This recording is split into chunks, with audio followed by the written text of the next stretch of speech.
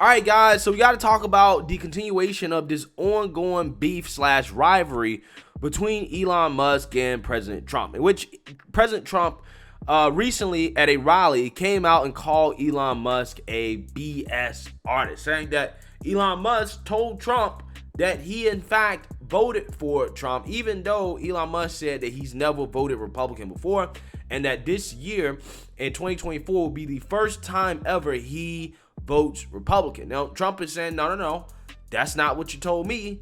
You told me that you voted for me, which means that Elon Musk has voted Republican in the past, okay?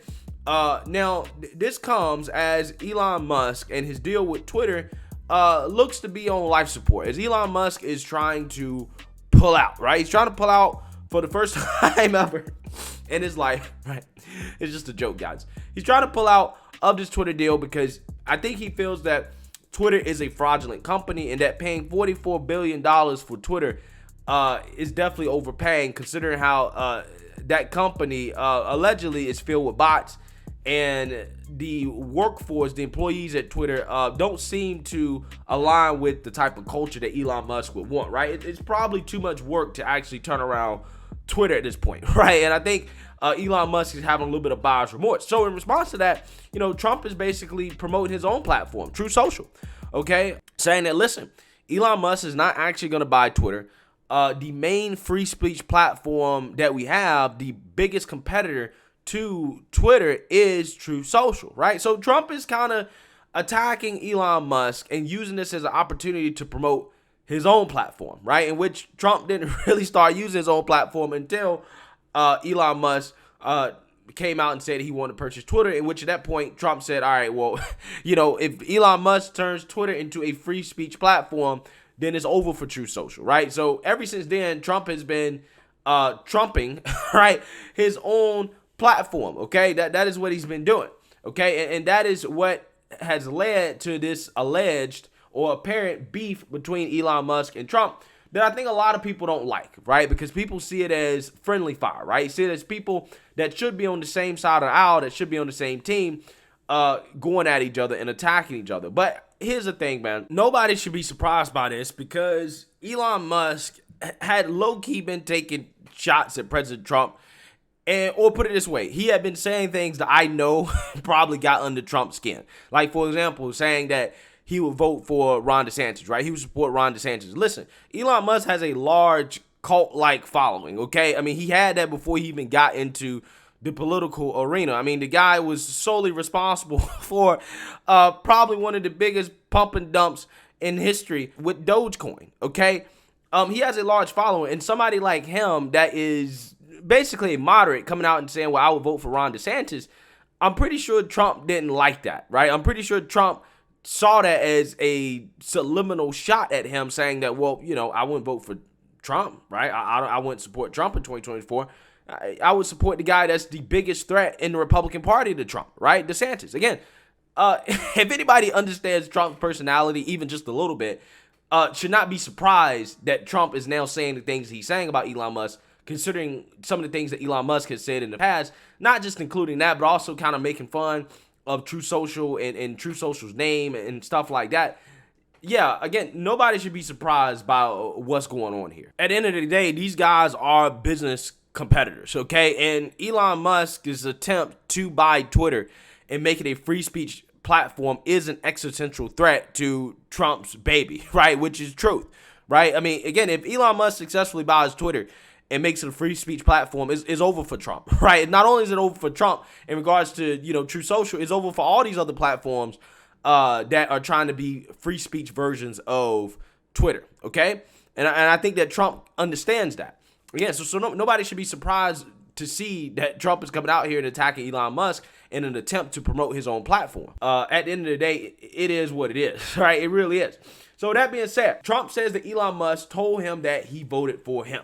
Elon Musk has responded to that and said that that's not true. Now, what's interesting here is that it's Elon Musk saying that what's not true is that he didn't vote for Trump, or is he saying that what's not true is that he told Trump that he voted for him? Okay, those are two different things. But Elon Musk didn't really elaborate on exactly what isn't true. Again, Is it not true that you voted for Trump, or is it not true that you told Trump that you voted for him? Okay. Elon Musk went on to respond more to Trump calling him a BS artist by saying, quote, "I don't hate the man, but it's time for Trump to hang up his hat and sail into the sunset. Dems should also call off the attack. Don't make it so that Trump's only way to survive is to regain the presidency." So here's the thing. I agree with half of this statement from Elon Musk in regards to what he's saying, okay? What I disagree is the first statement, right? He says, "I don't hate the man, but it's time for Trump to hang up his hat and sail into the sunset." He's basically calling for Trump to retire, right? To step down from politics, to not be a part of the political arena, and I vehemently disagree with that. And the reason why is because Trump has breathed new life into the Republican Party, right? The Republican Party before Trump was a vastly different Republican Party. It was a neocon establishment Republican Party, and Trump has turned the Republican Party into a populist party, or put it this way, it has a significant populist streak, right? Something that it didn't have before Trump. And I think that Trump is the lifeblood of this party. He is the biggest cheerleader for this party, and he gets people out to vote, right? He rallies people around him, okay? And I think that's something that the Republican Party desperately needs. And that's why you've seen the Republican Party be so hesitant to ditch Trump, even though they've had opportunities to do so. I mean, they could have voted to convict him during the impeachment trial and basically nuked his chances of ever running for president again. But they chose not to do it because they know that they need Trump, right? So, yeah, I don't think that Trump should necessarily hang it up in terms of being involved in politics. And then Elon Musk goes on to say that Dems should call off the attack, right? Don't make it so Trump's only way to survive is to regain the presidency. Now, I agree with Elon Musk in this statement in the sense that if the Dems actually want to lessen Trump's chances of winning, right, in 2024, yeah, they should call off the attack, right? Because what we've seen from Trump is that the more that you attack him, the stronger that he gets. And the Democrats haven't seemed to learn that lesson. Or maybe they do, maybe they have learned that lesson, but maybe they just so addicted to attacking Trump because they know that the lifeblood of their party is attacking Trump. But again, the issue with that is that the more you attack Trump, the stronger he gets among his own supporters and base, right? So some people here have responded to Elon Musk, such as Adam Irving, and he says, I'm a little surprised this is your take. I'd say Trump/DeSantis 2024, DeSantis 2028, 32. Yeah, I mean, I'm kind of on board with that at this point, right? I'm on board with Trump, DeSantis 2024, and DeSantis 28, 32, right? That's what I'm on board with. That is the best case scenario for the next 12 years after 2024, right? In my opinion. Elon Musk responded to this saying, Trump would be 82 at the end of term, which is too old to be chief executive of anything, let alone the United States of America. If DeSantis runs against Biden in 2024, then DeSantis will easily win. He doesn't even need to campaign. So, again, I kind of agree with Elon Musk here in the sense that I do think 82 years old is too old to be president, even for Trump. Now, is it something that I'm willing to tolerate because of Trump's track record? Yes. However, in my ideal world, if we could have age limits, I would have age limits, right? And I wouldn't be too upset about it because even if Trump couldn't run, we still got Ron DeSantis, who I would be happy with as well, right? I'll be happy with Ron DeSantis. But I do definitely think we need age limits for sure, even if that kept Trump from running. And again, I would be okay with that and I would be able to stomach it because, again, we have DeSantis. And Elon Musk is also saying that if DeSantis ran, he would easily be able to beat Biden, which in response to that, I would say that, you know, if it's between Trump and DeSantis in terms of who has the best chance of beating Biden, I would say that, you know, DeSantis has a better chance of beating Biden than Trump. And the reason why is because as good as Trump is at getting Republicans in the Republican base to come out and vote, he's also good at getting Democrats who have Trump derangement syndrome to come out and vote as well, right? There are people that will literally come out and vote against Trump regardless of how bad Biden is for this country. And it really is a shame that we have people in this country that have that level of Trump derangement syndrome, but that's actually true, right? Trump gets people out to vote both ways. DeSantis, on the other hand, has shown that he can successfully lead a purple state, okay, and that he can be balanced in his approach while at the same time appealing to the base, which is rare. He doesn't need to actually really make any moves that politicians traditionally make, in a sense where they try to appeal to the base by being more extreme, okay, and then as soon as they get to the general, they try to become more moderate. I don't even think DeSantis needs to do that. I think he is in the perfect position politically to win a primary or even a general election at this point, okay, to be quite honest with you, without having to necessarily switch up, okay, like politicians normally do. So with that being said, I mean, you know, hey, depending on what your opinion is about the general election, you know, yeah, I agree with Jack Posobiec here in the sense that I don't think that any Republican can easily win a presidential race. But you know, I would say that, you know, any Republican candidate at this point has a good shot at beating Biden. Right? So that being said, speaking of Trump derangement syndrome, it seems like Elon Musk is suffering from a little bit of that, because in response to one of his tweets about this situation, Joe Pags responded to him and said, "Your response makes no sense. What about his presidency did you have a problem with?